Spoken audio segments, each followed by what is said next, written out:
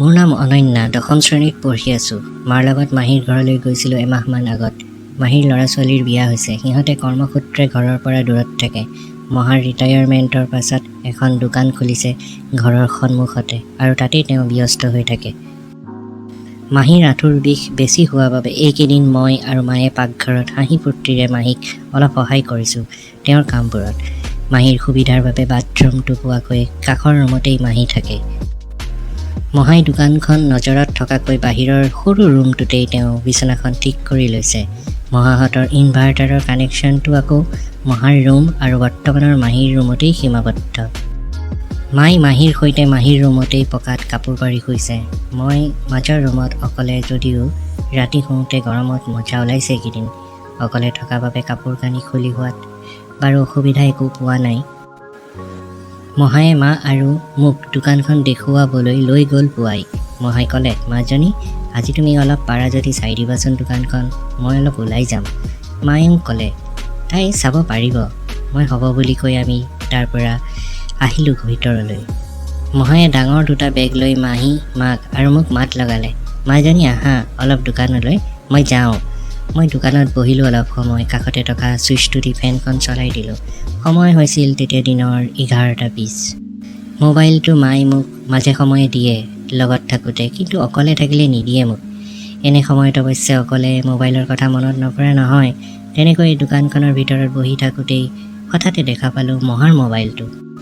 কাউণ্টাৰটোৰ আঁৰত চকীখনৰ সোঁফালে হাতেৰে পোৱাকৈ ছুইচ বৰ্ডখনৰ ওপৰত মোবাইলটো চাৰ্জ দিয়া অৱস্থাত দেখা পালোঁ। ভাবিলোঁ হ'লে কি হ'ব, পেটাৰ্ণটো খুলিব পাৰিলেহে। মোবাইলটো হাতত লৈ চালোঁ, একো পেটাৰ্ণ নাছিল তাত। বুজি পালোঁ মহা বুঢ়া কাৰণে এইবোৰ ছিকিউৰিটি ৰখা নাই। মই ইটো সিটো চাই থাকোঁতে দেখা পালোঁ গেলাৰীত ডাঙৰ গাখীৰৰ নগঠা ছোৱালী এজনী। ফটাফট প্লে' কৰিলোঁ ভিডিঅ'টোত সুস্বাস্থ্যৰ ছোৱালী এজনীয়ে বাথটাবত হাত এখনত ভেজা দি এটা ভৰি টাবৰ ফ্ল'ৰত ৰাখি আনটো ভৰি মেলি গোটেই ফটা বুজখন মেলি পেচাব কৰি আছে বাথটাবটোতেই। পেচাব পানীৰ ফুৱাৰা হৈ পৰি আছে ৰামধেনু হৈ। আৰু আগৰ পৰা ফেচ নেদেখুৱাকৈ কোনোবাই এডাল পাইপেৰে তাইৰ বুজখনত মাজে মাজে পানী মাৰি আছে। মই লগৰ ছোৱালীৰ মোবাইলত লেংটা ল'ৰা ছোৱালীৰ ফটো নেদেখা নহয়, কিন্তু আজিলৈ এনে ভিডিঅ' অকলে চাই পোৱা নাছিলোঁ।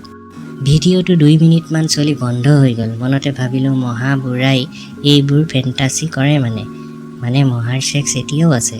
মোৰ হাঁহিও উঠিল আৰু মনত আৰু ছেক্স ভিডিঅ' চাবলৈ উদ্গ্ৰীৱ হৈ পৰোঁ। মোৰ পেচাব ওলাওঁ হ'ল। এনে ভিডিঅ' চালে বুজখন তিতি যায় আৰু পেচাবো আহে, কাৰণ বুজত পিৰপিৰণি উঠে। বাহিৰ ওলাই ভিতৰ ফালে চালোঁ, কাকোকে দেখা নাপালোঁ। আকৌ মোবাইলটো খুচৰিবলৈ ল'লোঁ। দেখা পালোঁ আচৰিত এক ফটো। মহাই এজনী তিৰোতাৰ গাখীৰ খাই আছে আৰু নিজেই ফটোখন চেলফি তুলিছে। মহা ইমান বয়সীয়া হৈও এতিয়াও ছেক্স কৰি আছে। মহা কিন্তু কম ছেক্সাৰ নহয় দেই। মহা মানে ছোৱালী বলীয়া। মহাই মোক বাৰু কি ভাবে। মহাৰ চেলফি এখনৰ পাছত এখন একেবাৰে মোক অভিভূত কৰা এখন ফটো দেখিলোঁ, মহাৰ চেট গানটো। মই চাই ৰ'লোঁ লাগি, হয়তো ছোৱালীৰেই এইটো পচন্দৰ বস্তু, যদিও কোনেও নকয় খুলি। মহাই কণীটো চেলাই এজনী 22 বছৰীয়ামান বয়সৰ ছোৱালীৰ গালত কণীটো লগাই ফটো তুলিছে। তাই হাঁহি আছে।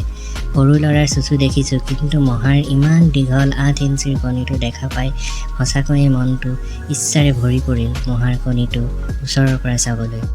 স্কুটিৰ শব্দ শুনা পাই মই মোবাইলটো আগৰ ঠাইতে ৰাখি দোকানৰ পৰা ওলাই চালোঁ। মহাই হাঁহি মাৰি ক'লে, দোকান চলাই কেনেকৈ লাগিছে মাজনী?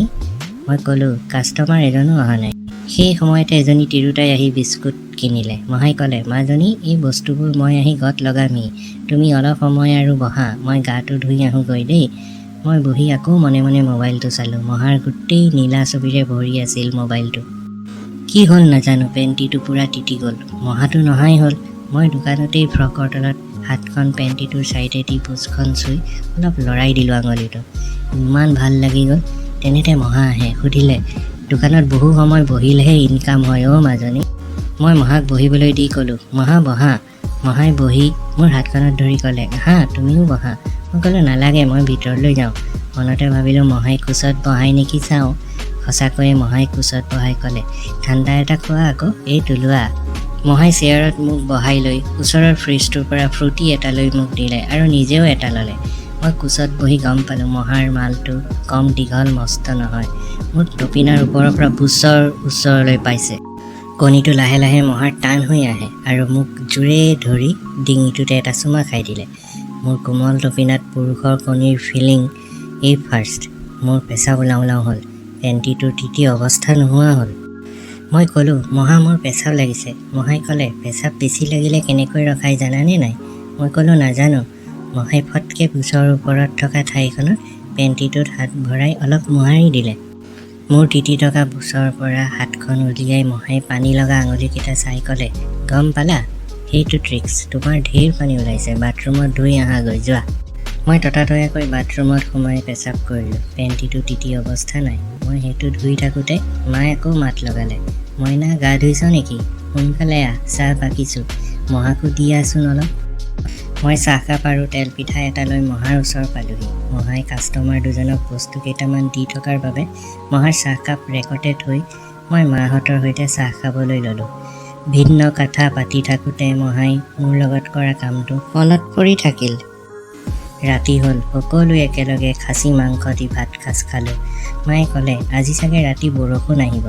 মহাই ক'লে, বৰষুণ যাক আহিলেহে ভাল হয় আৰু। মহাই মোলৈ চাই হাঁহি মাৰি ক'লে, মাজনীয়ে আকৌ আমাৰ ঘৰত বা কেনে পাইছে? মায়ে ক'লে, কিয়নো বেয়া পাব, ভালেই পাইছে তাই, পৰহিলৈ আৰু যামগৈ। মাহীয়ে ক'লে, নাই নাই, এইটো সপ্তাহ নালাগে যাব, তহঁতৰ অহা নহয়েই, অহা দেওবাৰে যাবি, এই সপ্তাহটো থাক। মই মহালৈ মনে মনে চালোঁ। মহায়ো মোলৈ চালে। নিশা 10:30 মান বজাত আমি সকলো শুবলৈ গ'লোঁ। মহাৰ ৰুম আৰু মোৰ ৰুমৰ মাজত এখন দুৱাৰ আছে।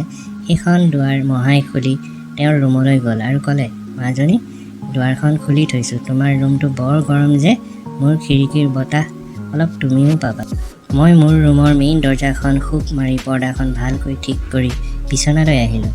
মহাই তেতিয়াও লাইট অফ কৰা নাছিল।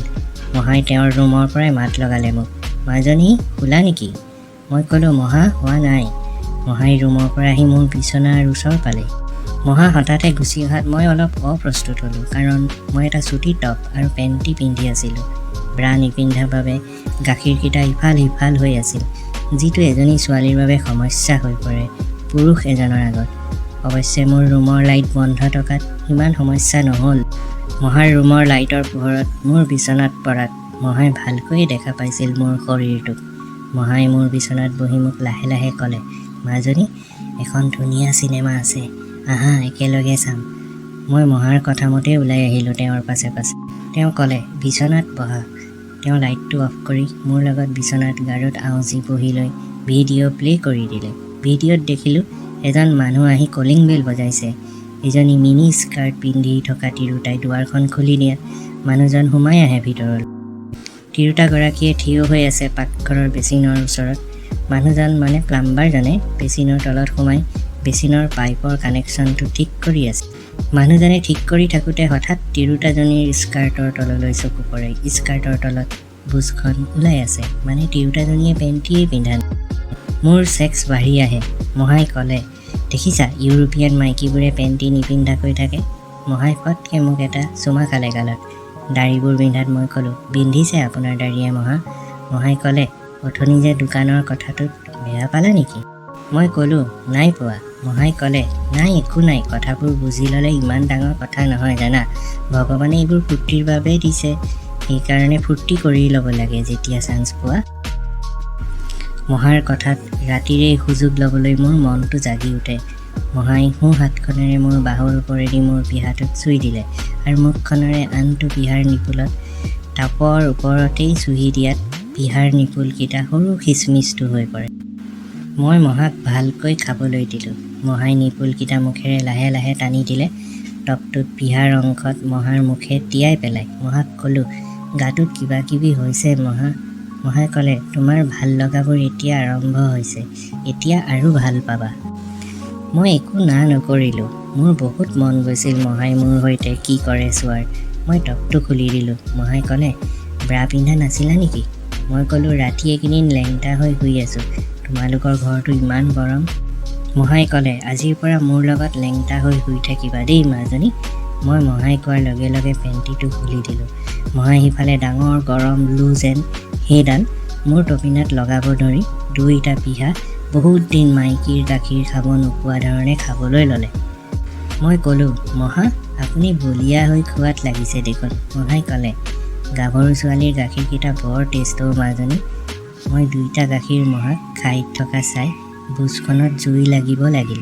মই ক'লোঁ, মোক কিবা এটা কৰক। মহাই তেওঁৰ বাম্পাৰডাল মোৰ হাতত ধৰাই ক'লে, মাজনী এইটো চোৱা, কিবা ভাল লগাই দিয়াচোন। মই ক'লোঁ, কি কৰিম? মহাই ক'লে, মুখত ভৰাই চুপি দিয়া, ভাল লাগিব।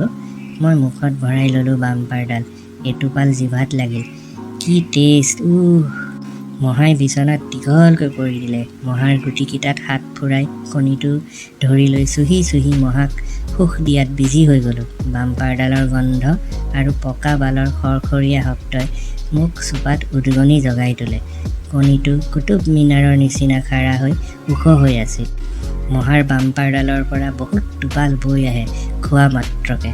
মহাই মোৰ মূৰত হাত ফুৰাই ক'লে, মাজনী ভাল লাগিছেনে নাই তোমাৰ? মই ক'লোঁ, বহুত ভাল লাগিছে খাই, কিন্তু মোৰ বুজখনো তিতি গৈছে, খাই দিয়া না অলপ। মহাই ক'লে, কিনো আকৰি ছোৱালী অ', আগতে কিয় কোৱা নাই? তুমি ঘূৰি তোমাৰ বুজখন মোৰ মুখত লগাই দিয়া।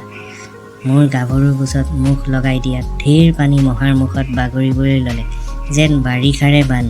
মহাই চেলেকি দিওঁতে শব্দ হ'ল, চেলেপ চেলেপ চেলেপ চেলেপ চেলেপ। মই পৰম সুখত ক'ব ল'লোঁ, মহা আই লাভ ইউ। মহাই ক'লে, আই লাভ ইউ অনন্যা, আজিৰ পৰা মোৰ ঘৈণী হৈ গ'লা তুমি, আৰু তুমি আহি থাকিবা আমাৰ ঘৰলৈ মন গ'লে। মই ক'লোঁ, অহা সপ্তাহত মা যাব বুলি কৈছে, মোৰ কিন্তু যাব মন নাই মহা। মহাই চেক্সৰ কোবত টপিনাত কামুৰি দিলে। মোৰ ভাল লগাত ক'লোঁ, দুইটাতে কামুৰি দিয়ক না মহা, ভাল লাগিছে। মহাক ক'বলৈহে পালোঁ। দুইটা টপিনা দাঁত বহুৱাই কামুৰি কামুৰি ফুলাই দিলে। মই ক'লোঁ, মোক ঘৰত এইবোৰ কোনে কৰি দিব মহা?